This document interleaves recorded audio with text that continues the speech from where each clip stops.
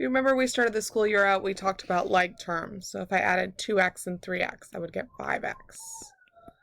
Or if I added 5xy and 8xy, I'd have 13xy.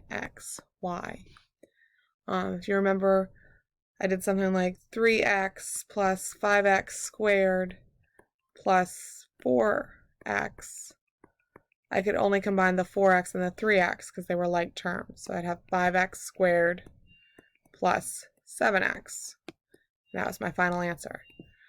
Combining radicals is really the same. So you're going to have something like 3 square roots of 2 plus 5 square roots of 2. Square root of 2 is your unit, okay?